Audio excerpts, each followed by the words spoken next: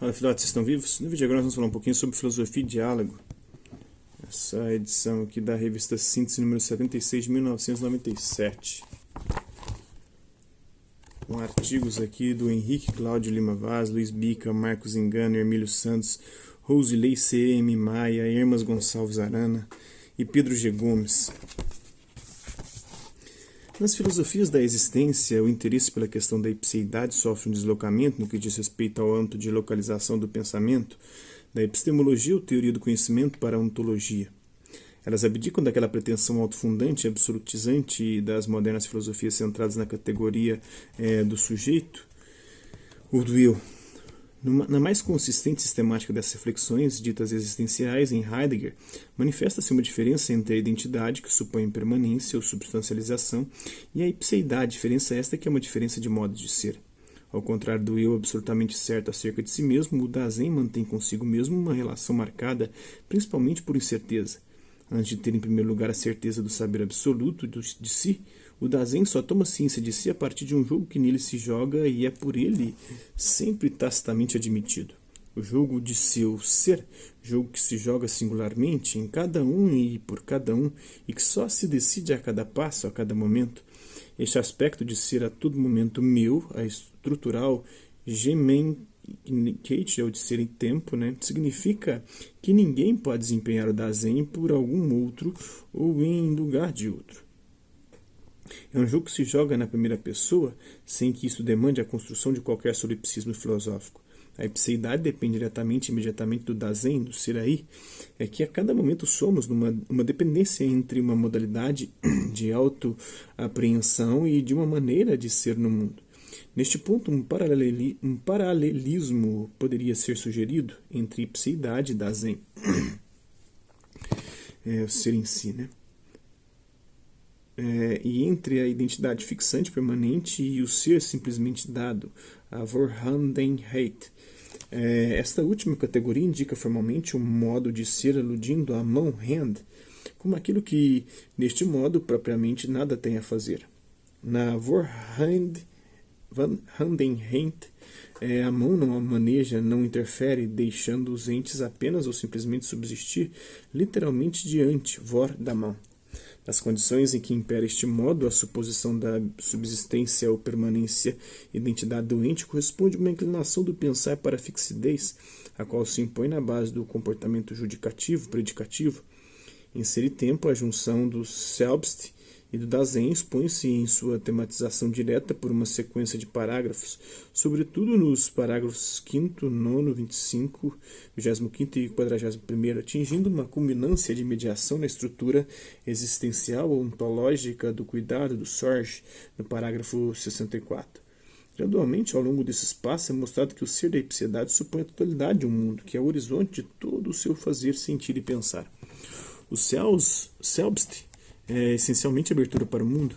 Pensado nestes termos, o homem, como veremos mais à frente, é considerado sempre também segundo alguma disposição de humor, Stimmung, que o abre, isto é, leva-o para fora de si, reenchendo-o de transcendência. Esta perspectiva existencial promove um descentramento da posição do homem. Este passa a ser um ente entre ou em meio a outros entes que possuem e que não possuem o seu modo de ser, compondo todos com ele seu mundo. Esses pensamentos básicos da obra maior de Heidegger encontram-se reforçados, ainda que com modificações de formulação nada desprezíveis, em sua preleção sobre os problemas fundamentais da fenomenologia. Aqui os reencontramos no parágrafo 5 da primeira parte, quando da tentativa de demonstrar que todo ato intencional envolve ou encerra uma coabertura da ipseidade. Aí está dito que a ipseidade, Selbst, que o Dasein está de algum modo copresente em todos os comportamentos intencionais. A intencionalidade, categoria fundamental da fenomenologia, pertence não só a um voltar-se para, e não só a compreensão de ser do ente para o qual ele, o Dasein, se volta, mas também o ser co-desvelado Selbst que se relaciona. A mesma exposição já manifesta o que pode ser visto como um afastamento ou um distanciamento crítico em relação ao elemento suposto decisivo e primordial para efeito de uma autoapreensão do indivíduo humano na perspectiva dos diversos idealismos racionalistas do sujeito, qual seja o da autorreferência reflexiva. A ipseidade faz presente ao próprio Dasein, sem reflexão e sem percepção interior, antes de toda reflexão. Reflexão no sentido de um movimento de retorno, Rückenwendung, é só um modo de autoapreensão, mas não é a maneira primária de autoabertura ou do abrir-se primário a si mesmo. Para se encontrar, o indivíduo humano não necessita de nenhuma introspecção ou retorno a si. Em que consistiria, então, essa primariedade ou essa instância ontologicamente primeira de encontro de uma ipseidade dos homens? Na medida em que reflexão significa a clássica posição de um acesso imediato pelo pensamento a si mesmo do sujeito enquanto ente pensante, a repostada ontologia existencial é diametralmente oposta. O indivíduo humano encontra a sua ipseidade ou a si mesmo, antes de tudo, naquelas coisas, o si mesmo, né? Naquelas coisas que lhes são mais corriqueiras e habituais, e não por abstração delas, isolando-se em algum estado de pureza intelectual. Cada um é aquilo que ele empreende e de que se ocupa. Cotidianamente, a gente se compreende e compreende sua existência a partir daquilo que a gente empreende e daquilo que a gente se ocupa. As ocupações e as coisas costumeiras são como que espelhos do Dasein do homem, de um mesmo ou uma certa ipseidade de si mesmo, né? Sim, o pensamento existencial, toda uma imbricação entre autoapreensão e familiaridade, entre compreensão de si, Selbst, Verstundnis, e compreensão do óbvio, Selbstverstundlich. O sapateiro de certo não é o sapato, no entanto, ele se compreende a partir de suas coisas, de sua ipseidade. E mais à frente, de uma forma mais completa, o sapateiro não é o sapato, mas existindo, ele é o seu mundo, o qual é o que primeiramente possibilita descobrir uma rede instrumental como intramundana e que nos mantenhamos junto a ela. Primariamente, não são as coisas enquanto tais tomadas isoladamente, sim como intramundanas a partir das quais nós nos encontramos. A aproximação entre o si, o selbst, da ipseidade, do si mesmo, e o se, o men, agente da impessoalidade, transparece em passagens como essas.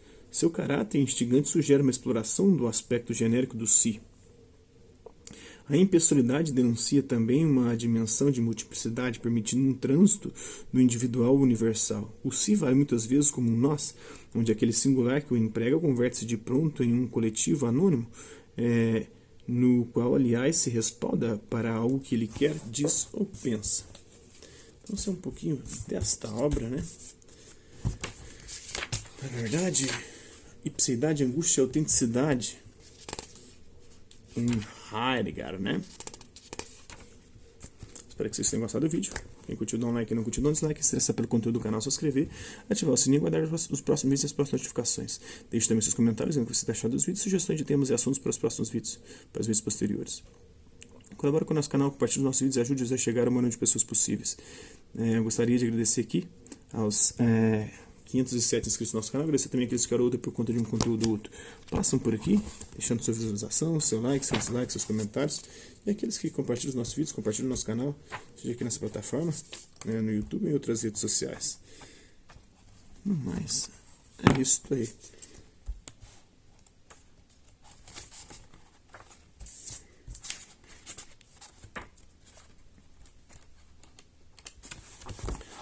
Hasta la vista, babies, e até a próxima.